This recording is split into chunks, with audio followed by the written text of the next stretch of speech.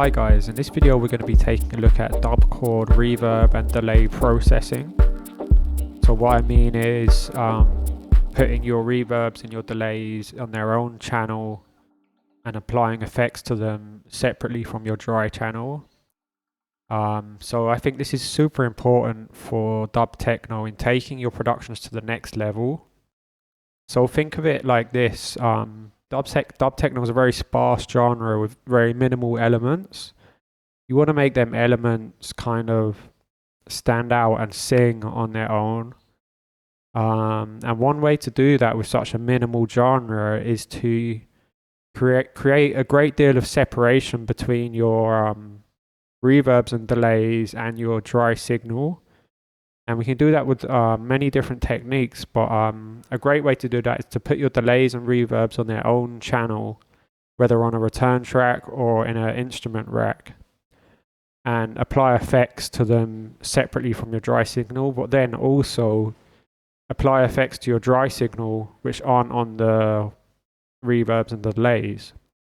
So Ableton's a super powerful tool for approaching this sound design technique, but I just wanted to tell you quickly, if you want to download the rack from this song where I've already made the basically all the processing's already there on the reverbs and delays. It's mapped to macros, so you can just quickly automate your delay send and your reverb filters.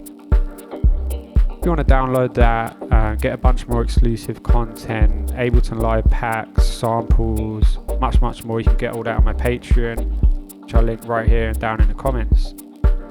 Without further ado, let's take a look at how I made this rack. So what I'll do is I will just delete this rack and I'll just show you the dry dub chord.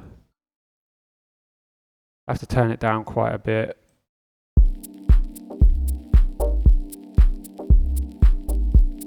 So what we've got is basic FM stab with operator. We've got like a sine wave on oscillator A, B is a saw wave, via FM synthesis we're 0.5 on the chords transposition with a short stabby envelope, and then we've got a bit of another stabby envelope with a bit of attack with just a sine wave with a +5 on the chords transposition for the oscillator C. We've got a low pass filter with some resonance without any envelope, and that is what's going on with operator. And so the first thing I'm going to do is grab a delay and put it on this channel. And so the first step when you want to create some separation between your dry and your wet signal is to play with the inbuilt filters which come with your delays or reverbs. So the first thing I'll do, just play around with that filter, right?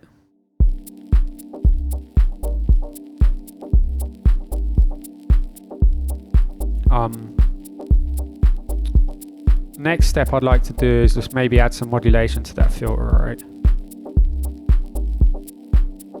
Then I'd like to put it 100% wet, okay, and group it into a rack, and just apply a dry chain. And now we've got our delay which we can process how we like, basically. We can put whatever effects we want on there. The first thing I want to do is try a really cool effect in Ableton called erosion. Let's put that on after the delay. Just turn it up. And it adds a lovely flavor to the delay and immediately creates distinction from the dry signal. But what I'd like to do is actually modulate this erosion, because it creates an almost melodic feel to the delay. To do that, I'm just going to grab a modulator here and map it to the frequency. And I'd like to modulate it like kind of in sync. So I'm going to get to quarter note value, but change it to random. and just smooth it out a bit. Reduce the depth a bit.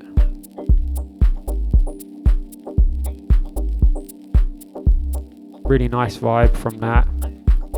But this adds a kind of a little bit of harshness to the very top end, which the top end in this track is taken up by the vinyl crackle and the 808 hats and clap.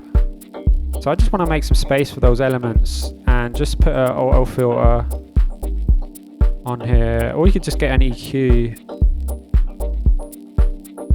and just roll down the tops a bit, something like that. Just creating some separation in the mix between your dub chord and the very high elements. Okay. Next up, why don't we put like a phaser on here?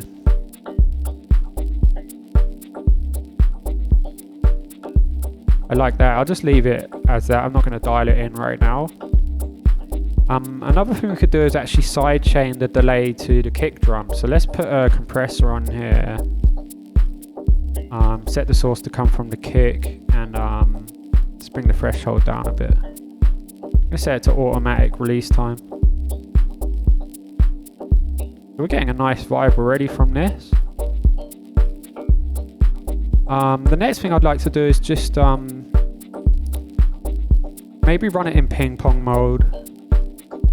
We get that lovely spread out in the spatial field. It's kind of hard panning around, but I'd just like to reduce the amount. I'm going to put a utility on here and put it down here before the phaser. Maybe set it to around 40%.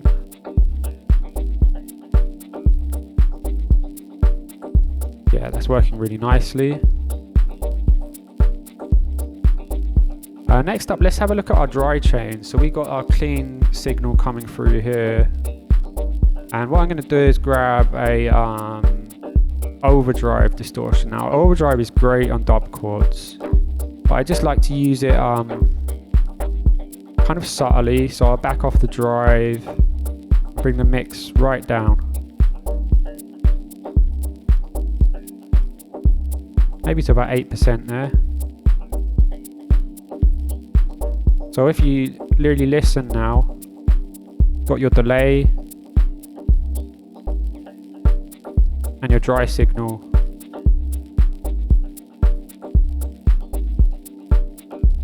And they're working really nicely together. But what I'd actually like to do is have it so the delay isn't always playing all the time. Like, so basically when you're dub mixing, you got your send and your return. What I'd like to do is send some signal into the delay every so often. What I'm going to do is just grab a utility and put it before the delay. And I'm going to map the gain to macro 1 here. Just go into map and set the max value to 0.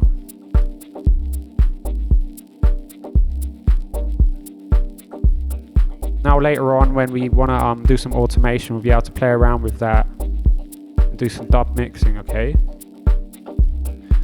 Let's move on to the reverb now. Let me know in the comments, guys, how you like to process your reverbs and delays. I know this is a really popular topic with producers, and most producers have their own way of doing things. Personally, I think Ableton is just amazing. Ableton really excels when it comes to doing these kinds of more advanced processing on your sounds. Anyway, I'll continue with the reverb now.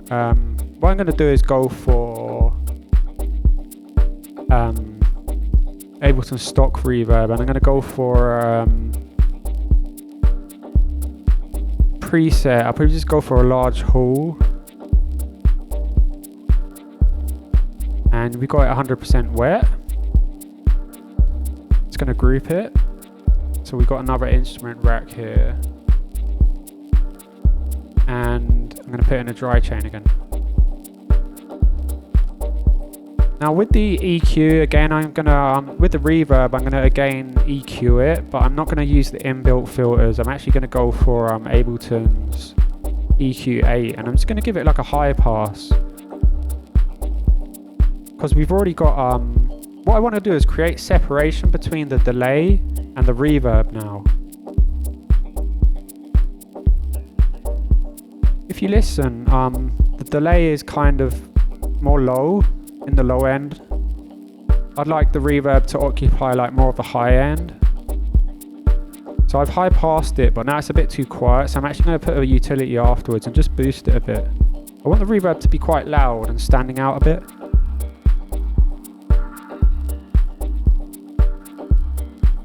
Now, a really cool thing to look at is your pre-delay on your reverbs. Now, this is a really cool tool for creating separation between your dry and your wet signal and creating a really cool spaciousness in your mix.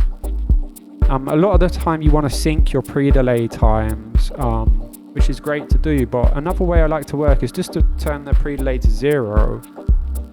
Grab a compressor, put it on after the reverb and sidechain it to the dry signal. So if you go to our dub chords, and I'll just say pre-effects, and now we just got the dry signal which is going to duck out that reverb. I'm going to set it to automatic release time, and it's working as a kind of like a pre-delay. Really nice. So what I'd like to do now is probably play around with the stereo field here on the reverb. One trick we could do is definitely make it more mono, but then put an auto pan on there. So we're bringing it in, but then we're going to move it about a bit. Okay, so I'm going to get an auto pan and put it on here, and I'm just going to set it to like a slow speed. So it's subtly moving through the stereo field, okay? This creates a lot of interest for the mix.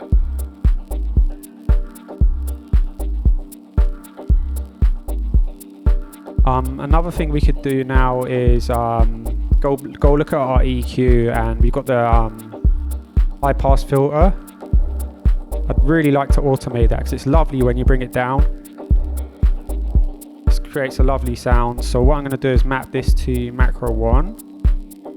And I'm going to set the max value to 900, around 1K something. And let's have a look at our dry chain. I'm just going to leave that as it is, I think.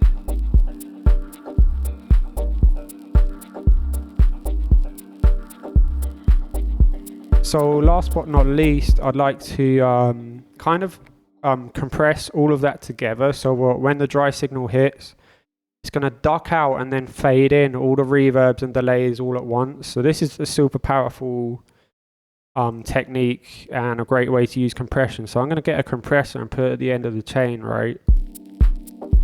I'm going to leave the attack about there. I'm going to give it a fairly slow release. Let's just bring the threshold down. So you can see it's kind of ducking out the signal and fading it in for us. It's really nice. And then you can just set your levels really nicely.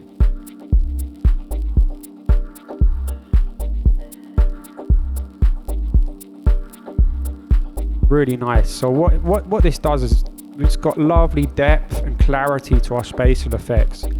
And in this sparse genre of dub techno where there's not many elements, what you're really doing is listening out into the space and looking for the definition of and the modulation and the dirtiness in your spatial effects. So yeah, here what I'll do from here is I'll group both of those racks together. If we press Shift and then Control G, we can group them all together. And then I'm gonna map the delay send to macro 1 again, which will put it on like the master rack. And then I'll go to the second rack. And I'll do the same thing with the reverb high pass. I'll map it to macro 2. So now we've got it over here, we can just label them reverb high pass and delay, send. And what I'll do is I'll just automate them one at a time. So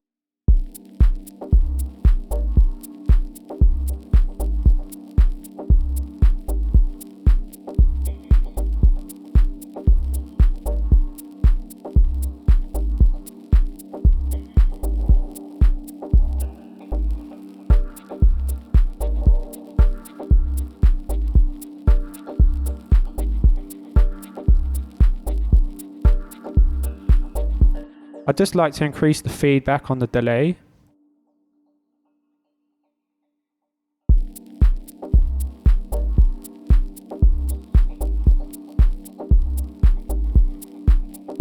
Let's have a look at that automation.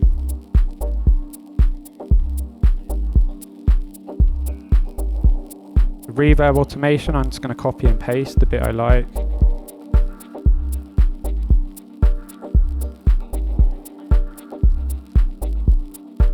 So yeah, that's the basic technique, guys. I hope you found that useful. And once again, if you want to download the rack, you can get it on my Patreon, along with a bunch of exclusive dub techno content, regular track breakdowns, Ableton Live packs, samples, and much more. I'd love to see you there. I'll link it right here and down in the comments. Cheers, guys. See you next time.